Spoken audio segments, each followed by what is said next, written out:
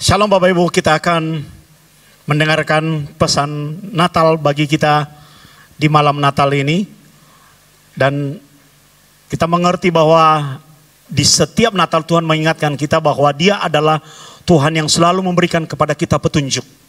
Kenapa orang membutuhkan petunjuk?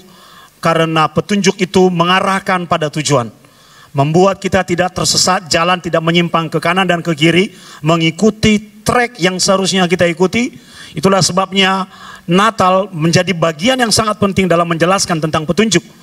Dan kita akan belajar pada sore hari ini sebagai pesan Natal buat kita, Tuhan yang memberi petunjuk seperti apa di dalam kisah-kisah Natal. Dan kita akan melihat refleksinya di dalam kehidupan kita. Mari kita melihat yang pertama di dalam Matius pasal 1 ayat 19. Saya akan membaca kepada saudara Matius pasal 1 ayat 19. Karena Yusuf suaminya seorang yang tulus hati dan tidak mau mencemarkan nama istrinya di muka umum, ia bermaksud menceraikannya dengan diam-diam. Saudara, kalau kita membaca ayat ini secara keseluruhan, kita akan memperoleh gambaran bahwa Yusuf sedang berada di dalam sebuah persimpangan antara tetap mempertahankan hubungannya dengan Maria atau memutuskan hubungan itu. Kalau kita membaca narasi yang ditulis oleh penginjil Matius, kita akan melihat bahwa Yusuf berencana untuk menceraikan Maria diam-diam karena Maria mengandung. Padahal mereka masih belum resmi sebagai suami istri. Alkitab berkata bahwa mereka masih bertunangan. Itu sebabnya Yusuf mau melakukan tindakan menceraikan Maria diam-diam demi menjaga kehormatan dan nama baik Maria. Tetapi Tuhan tidak berkenan dengan rencana Yusuf itu. Tuhan tahu bahwa Yusuf sedang berada di dalam persoalan yang pelik. Yusuf sedang berada di dalam satu sikap di mana dia tidak mampu mengambil keputusan harus bagaimana. Pernahkah saudara berada dalam situasi yang sama? Kalau melakukan keputusan A, maka Anda akan memiliki sebuah resiko yang sama besar kalau Anda mengambil keputusan B. Orang-orang di luar sana menyebutkannya sebagai buah simalakama. Jadi apapun keputusan kita selalu mengandung resiko. Yusuf berada di dalam situasi seperti itu. Di Natal yang pertama, orang seperti Yusuf menjadi representasi dari masalah-masalah yang sama dalam generasi kita hari ini, bahwa seringkali kita berada dalam situasi yang berat, seringkali kita susah untuk mengambil keputusan. Ini harus bagaimana? Dan kadang-kadang yang membuat kita untuk mengambil keputusan adalah kedagingan dan rasionalitas kita. Hari ini kita belajar melihat pada poin yang pertama, bahwa Tuhan memberi petunjuk yang sangat nyata kepada Yusuf. Bagaimana petunjuk itu hadir? Melalui mimpi. Tuhan menggunakan satu pendekatan yang unik untuk berbicara kepada orang yang sedang bergumul untuk mengambil keputusan. Seperti Tuhan bicara kepada Yusuf, demikian juga Tuhan bisa bicara kepadamu ketika engkau sedang bergumul untuk mengambil sebuah keputusan yang besar. Saya percaya ini pasti keputusan yang besar dan berat. Seperti orang yang berada di dalam persimpangan, tidak tahu harus melakukan apa. Itu loh saudara. Maka di Natal ini merefleksikan bagaimana Tuhan memberi petunjuk kepada Yusuf untuk mengambil keputusan yang tepat. Tuhan bicara kepadanya, hadir di dalam mimpi Yusuf dan berkata, jangan engkau takut mengambil Maria sebagai istrimu, karena bayi yang ada di dalam kandungannya adalah bayi yang dikandung karena Roh Kudus. Bagaimana sikap Yusuf setelah mendengarkan petunjuk dari Tuhan? Hatinya jadi tenang. Dari semula keadaannya kacau, bingung untuk mengambil keputusan, hatinya jadi tenang karena Tuhan memberikan kepadanya petunjuk untuk mengambil keputusan yang benar. Bagian yang pertama dari berkat Natal kepada kita pada malam hari ini, bahwa Natal itu memang bicara mengenai petunjuk kepada siapa? Pertama, kepada orang-orang yang memang sedang berada di dalam pergumulan untuk mengambil keputusan yang besar di dalam hidupnya. Abuna pernah berada dalam situasi seperti ini. Ketika Abuna berada di dalam sebuah titik di mana Abuna harus memutuskan, Bapak Ibu, harus tetap berada di dalam pekerjaan sekuler atau balik arah melayani Tuhan sepenuh waktu. Dan itu bukan perkara yang gampang. 3 bulan, Abuna ingat persis, terlunta-lunta tidak tahu harus bagaimana. Kadang hati condong pada pekerjaan sekuler, kadang hati condong pada pelayanan, dan kadang dua-duanya. Ini harus bagaimana? Sampai akhirnya Tuhan memberikan sebuah tanda. Dan ketika melangkah di dalam tanda itu, hati itu menjadi damai sejahtera. Dan Tuhan meneguhkannya dengan hasil dari apa yang kita kerjakan menurut pilihan yang sudah kita buat. Amin Bapak Ibu. Yusuf mengambil keputusan berdasarkan petunjuk yang Tuhan sudah berikan kepadanya. Dan akhirnya kita mengerti kisah Natal ini berlanjut.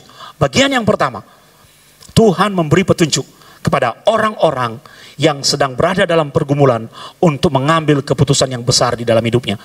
Kalau Anda berada dalam situasi yang seperti sekarang ini, jangan buru-buru, jangan gegabah, libatkan Tuhan supaya Tuhan memberikan petunjuk kepadamu sehingga engkau mengambil keputusan secara tepat. Bagian yang kedua, buka Alkitab saudara di dalam Matius pasal 2 ayat yang kedua. Perikop ini berkisah tentang orang Majus, saudara. Dan kita semua sudah sangat hafal peristiwa kedatangan orang Majus yang datang dari barat menuju timur, dan mereka yang datang dari timur menuju ke barat, saudara. Dan mereka datang untuk membawa persembahan kepada Tuhan Yesus.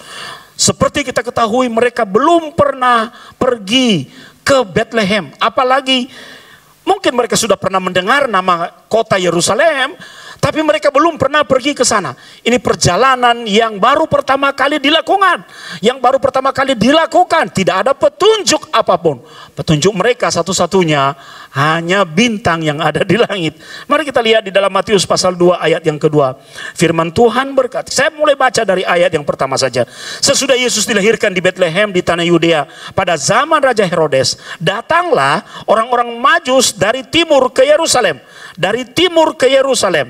Dan bertanya-tanya, di manakah dia, raja orang Yahudi yang baru dilahirkan itu? Lihat kalimat berikutnya, kami telah melihat bintangnya di timur dan kami datang untuk menyembah dia. Dalam kasus ini kita juga melihat bagaimana Tuhan hadir sebagai petunjuk. Tuhan hadir memberikan petunjuk kepada orang Majus. Apa yang menjadi refleksi buat kita? Ini sangat penting, saudaraku, bahwa Tuhan itu selalu memberikan petunjuk kepada orang yang datang dan sungguh-sungguh mencarinya. Seperti dia memberikan petunjuk kepada orang Majus, demikian dia memberikan petunjuk kepada siapa saudara? Kepada siapa saja, kepada saudara dan saya yang memang memiliki kerinduan di dalam hatinya untuk mencari Tuhan. Banyak orang berkata, aku tidak bisa menemukan Tuhan. Banyak orang bertanya-tanya, bagaimana jalan yang harus kutempuh untuk mengalami perjumpaan dengan Tuhan. Saudara, Tuhan itu melihat hati. Dia tahu hati yang rindu untuk mencarinya. Tuhan sudah bekerja dan mengetahui bahwa ada orang-orang Majus. Maka dia menghadirkan petunjuk karena dia tahu mereka belum pernah pergi ke sana. Juga Tuhan tahu pergumulan hati kita. Tuhan tahu situasi-situasi kita, dan dia tahu kerinduan hati kita. Tuhan tidak hanya tahu masalahmu, saudara, dia tahu kerinduan hatimu. Dan kalau kerinduan hatimu itu adalah untuk mencari Tuhan, orang itu kan kalau pergi ke sebuah tempat itu kan memiliki tujuan, betul kan? Kalau tujuan kita adalah Tuhan, Abuna pernah mengajar toh bahwa tujuan itu menggerakkan kehidupan. Apa yang menjadi tujuanmu, kesanalah hidupmu akan pergi. Kesana kakimu akan melangkah. Karena Tuhan tahu hati orang-orang Majus ini untuk mencari raja orang Yahudi yang dinubuatkan kepada mereka, dan mereka memelihara nubuatan itu. Kalau Anda membaca sumber-sumber Yahudi yang lain, mereka tahu bahwa suatu saat nanti akan ada raja orang Yahudi yang lahir, dan mereka datang untuk mencarinya. Dari generasi demi generasi nubuatan ini diturunkan dan digenapi di zaman orang Majus saat Yesus lahir. Mereka tahu ini saatnya. Melalui apa? Ada tanda-tanda yang mereka bisa baca. Mereka adalah astronom yang bisa membaca tanda-tanda bintang di langit. Dan mereka tahu ada sesuatu yang tidak lazim. Inilah penggenapan dari nubuatan itu. Mereka kan keturunan orang-orang bijak dari zamannya Daniel, saudara. Tapi mereka belum pernah pergi ke sana. Tuhan tahu kerinduan hati mereka. Makanya Tuhan memberikan petunjuk. Tuhan juga tahu kerinduan hatimu. Kalau engkau memiliki hati yang terarah kepada Tuhan dan menjadikan Tuhan sebagai tujuan hidupmu, maka Tuhan akan hadir memberikan petunjuk supaya engkau bergerak mengikuti jalannya sehingga engkau menemukan Dia. Jadi tidak susah mencari Tuhan. Timbulkan saja niat dan keinginan di dalam hatimu untuk mencarinya. Maka Dia akan menyediakan petunjuk supaya engkau mengalami perjumpaan ilahi dengan Tuhan. Dengarkan baik-baik apa yang menjadi kalimat ini, saudara. Bahwa Tuhan selalu memberikan petunjuk bagi orang-orang yang sungguh-sungguh mencarinya. Sebaliknya, kalau kita tidak memiliki hati yang mencari Tuhan, maka petunjuk itu tidak akan pernah bisa kita lihat walaupun ada di depan mata. Tuhan menggunakan petunjuk yang sangat tidak lazim, yaitu kami telah melihat bintangnya di timur. Bintangnya berarti ada di langit. Untung mereka ini adalah astronom-astronom. Mereka bisa membaca pergerakan benda-benda langit di masa itu. Dan mereka mengikuti itu. Ketika mereka mengikuti petunjuk yang Tuhan berikan, akhirnya apa? Kita melihat mereka mengalami perjumpaan dengan juru selamat. Mereka pulang ke negerinya dengan jalan lain. Ini punya makna rohani yang sangat kuat, saudaraku. Orang yang sudah mengalami perjumpaan dengan Tuhan, dia akan menempuh jalan yang berbeda. Datang mungkin sebagai orang yang tidak percaya, pulang sebagai orang yang sudah diubahkan dan percaya.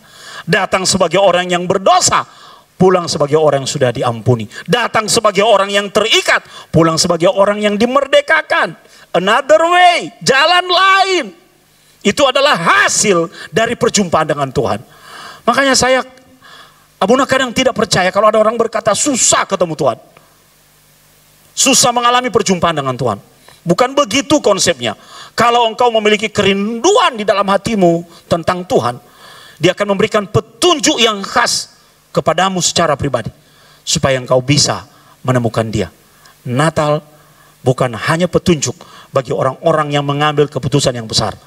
Tetapi Natal adalah petunjuk bagi orang-orang yang mencari Tuhan. Haleluya. Mari kita lihat poin yang ketiga yang bisa kita pelajari di dalam kitab Lukas. Buka Alkitab saudara, Lukas pasal 1 ayat yang ke-30. Lukas pasal 1 ayat yang ke-30. Kata malaikat itu kepadanya. Kepada siapa ini? Kepada Maria. Jangan takut hai Maria, sebab engkau beroleh kasih karunia di hadapan Allah. Beroleh kasih karunia. Saudara, Tuhan itu memberikan petunjuk kepada orang-orang yang akan mendapat kasih karunia. Siapa orang-orang yang akan mendapat kasih karunia? Adalah orang-orang yang berada di dalam rencananya. Saya itu membayangkan Tuhan itu memiliki kertas kerja. Saya persisnya tidak tahu, saudara. Tapi mencoba memahami rencana Tuhan dalam perspektif manusia. Tuhan punya planning, tahun depan kita mau ngapain? Beberapa hari lagi kita akan mengakhiri tahun 2020. Dan kita menyusun rencana tahun 2021. Apalagi dalam situasi seperti sekarang. Rencana-rencana yang lebih detail kita buat. Terutama untuk antisipasi. Bagaimana kalau begini? Bagaimana kalau begitu? Saya membayangkan Tuhan itu punya kronologis, kertas kerja, time schedule. Tahun ini akan terjadi seperti ini. Siapa yang akan mengalami apa? Tuhan punya daftarnya, listnya. Nah kalau Anda berada di dalam list itu, wah betapa bahagianya. Maria berada di dalam daftar rencana Tuhan. Dan kita tahu semua bahwa siapapun yang berada di dalam rencana Tuhan, dia akan menjadi bagian nyata dari peristiwa-peristiwa yang sangat besar. Amin. Mungkin jalannya berbeda dari apa yang kita pahami. Maria mengandung. Dia perempuan perawan. Mengandung dengan kuasa supernatural. Itu jalan yang tidak lazim, saudaraku. Tapi itulah cara Tuhan. Kadang-kadang hal-hal yang tidak lazim Tuhan gunakan untuk membalik pikiran kita, untuk melihat bahwa semua ini terjadi memang karena kuasa supernatural, karena kuasa Tuhan. Sebab kalau manusia tidak akan mampu pernah dan tidak akan mampu melakukan itu. Tidak akan mampu, saudara. Itu sebabnya Tuhan suka menggunakan hal-hal yang supernatural. Makanya disebut mujizat karena membalik logika, membalikkan pandangan dan pemahaman kita tentang fakta. Tidak lazim, tidak biasa. Menurut kita tidak mungkin, tapi bisa terjadi. Itulah yang disebut dengan mujizat. Maka ketika kita berada di dalam rencana Tuhan, seperti Maria berada dalam rencananya, Tuhan memberikan petunjuk kepadanya. Pertama, dia memberikan petunjuk supaya Maria jangan takut. Amin. Ya. Tuhan memberikan petunjuk bagaimana Maria mengandung, bagaimana Maria akan memberikan nama bagi anak yang akan dilahirkannya, bagaimana peneguhan demi peneguhan melalui perjumpaannya dengan Elizabeth yang mengandung Yohanes. Semua by design. Siapa yang mendesainnya adalah Tuhan. Itu semua petunjuk yang cukup untuk meyakinkan Maria bahwa memang Tuhan sedang beracara kepadanya. Hari ini juga kita merefleksikan peristiwa ini. Bahwa kalau kita berada di dalam rencana Tuhan, saudaraku, maka Tuhan tidak akan mendiamkan kita dan membiarkan kita seperti bola yang bergulung ke lereng dan jatuh ke bawah tanpa pengawasan. Tidak. Tuhan memberitahu detailnya setiap rencana itu kepada kita. Maka jangan pernah lari dari rencana Tuhan. Amin. Ketika Yunus lari dari rencana Tuhan, Tuhan memberikan petunjuk. Apa? Badai, ombak. Akhirnya Yunus taat, menyampaikan pesan ke Niniwe. Bagaimana dengan kita? Rencana Tuhan kadang-kadang berbeda dengan apa yang kita pikirkan. Yang kita pikirkan dan kita lihat apa yang ada di depan mata. Tapi Tuhan melihat lebih jauh. Lebih jauh. Makanya kalau kita berada dalam rencana Tuhan, bagian kita sebenarnya adalah taat saja. Karena Tuhan tidak akan membiarkan kita. Dia memberikan petunjuk kepada kita. Haleluya. Pastikan Anda berada di dalam rencana Tuhan. Lukas pasal 1 ayat yang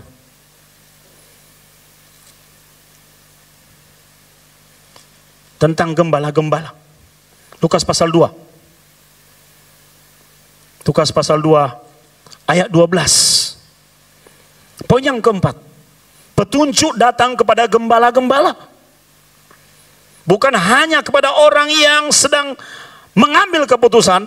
Bukan hanya kepada orang yang sedang mencari Tuhan seperti orang Majus.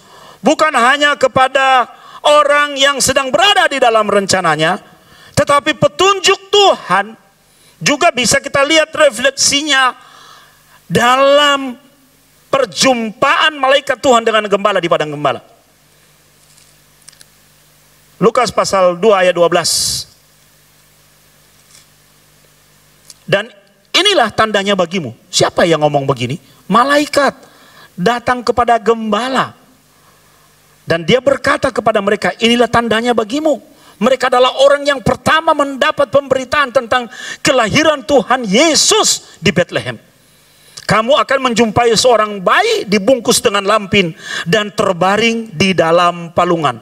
Ayat 13, dan tiba-tiba tampaklah sejumlah besar bala tentara sorga dan memuji Allah katanya, dan seterusnya.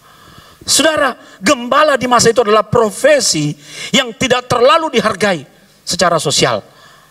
Karena mereka mengurusin ternak, mengurusin binatang, sementara mereka sendiri bukanlah pemilik ternak itu. Mereka adalah pekerja kelas bawah. Hari ini Tuhan mau mengingatkan kita bahwa mungkin kita seperti gembala-gembala itu yang bekerja kepada orang lain tetapi tidak dianggap.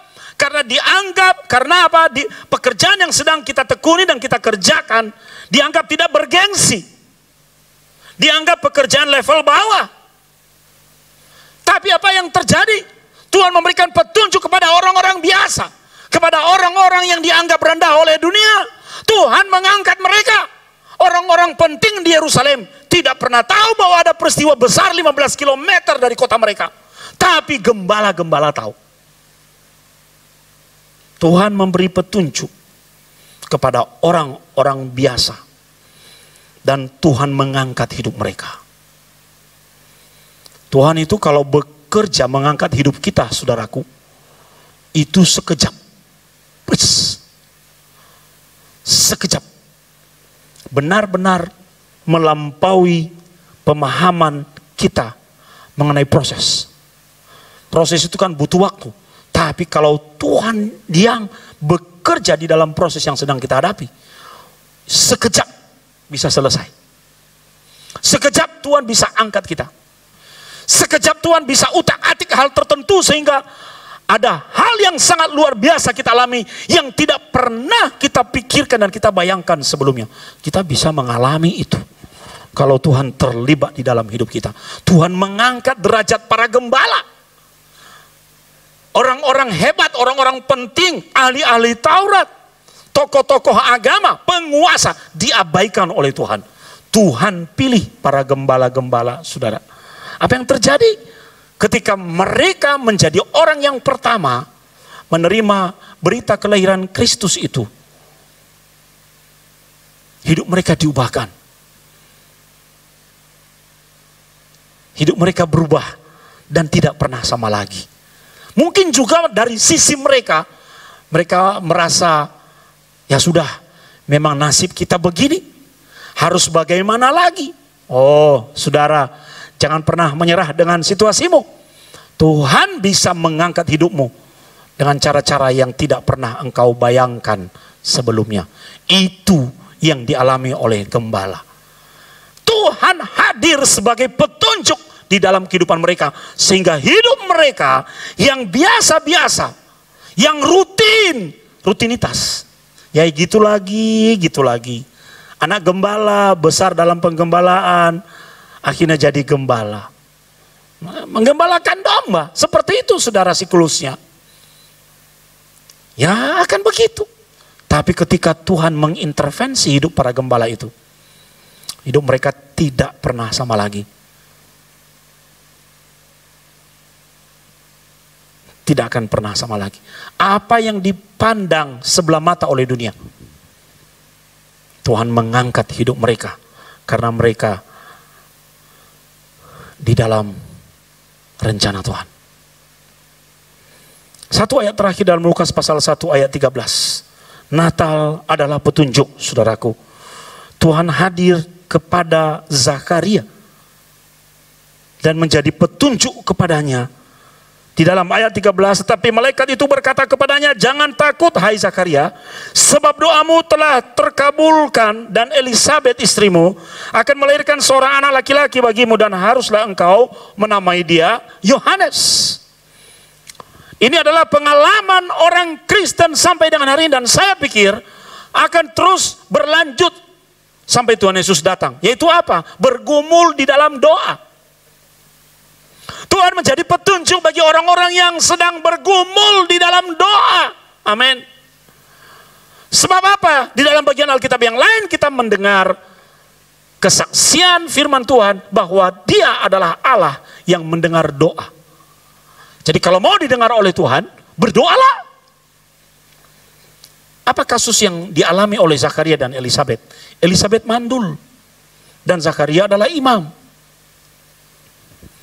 Entah bagaimana dalam tugas-tugas bergilir para imam pada saat Yesus lahir kok ya pas yang bertugas adalah Zakaria. Nah itu loh, by design-nya Tuhan itu kayak gitu. Cocok loginya Tuhan itu beda dengan cocok logi manusia. Beda. Kalau cocok logi manusia, misalnya kita lagi naksir seorang perempuan, cewek misalnya, kita pakai baju warna merah, kebetulan dia hadir dengan baju warna merah, lalu kita berkata, wow, ini tanda-tanda kami zohati. Oh, itu cocok logi manusia. Tapi cocok logi Tuhan, apa yang tidak pernah kita pikirkan, Tuhan jadikan sebagai mata rantai yang sangat penting. Zakaria tidak pernah menduga bahwa pada gilirannya bertugas sebagai imam untuk membakar dupa dan membawa bau-bauan di dalam bait Allah. Di situ malaikat datang kepadanya. Rupanya Zakaria dan Elizabeth bergumul untuk memiliki seorang anak. Mereka pasti berdoa sangat lama untuk keinginan itu. Tetapi akhirnya dijawab oleh Tuhan. Tuhan memberikan petunjuk. Zakaria memang sempat kaget dan hampir tidak percaya, sehingga tanda diberikan kepadanya apa? Dibuat bisu. Sampai Yohanes lahir. Saudara, apa yang sedang Anda gumulkan di dalam doamu hari-hari ini? Jangan menyerah, jangan takut, terus doakan itu. Amin. Haleluya. Praise the Lord. Terus doakan itu. Mungkin saat ini belum terjawab. Mungkin Anda berkata, sudah bertahun-tahun aku mendoakannya, belum ada jawabannya. Jangan pernah berhenti berdoa. Karena Tuhan pada akhirnya hadir di depanmu, memberikan petunjuk kepadamu sebagai sebuah jawaban doamu. Akhir tahun 2020, mari ingat-ingat lagi apa doamu yang belum dijawab oleh Tuhan. Doakan terus. Sebab di Natal ini Tuhan mengingatkan kita semua bahwa Tuhan hadir sebagai petunjuk bagi orang-orang yang sedang berdoa. Amin. Mari kita berdoa.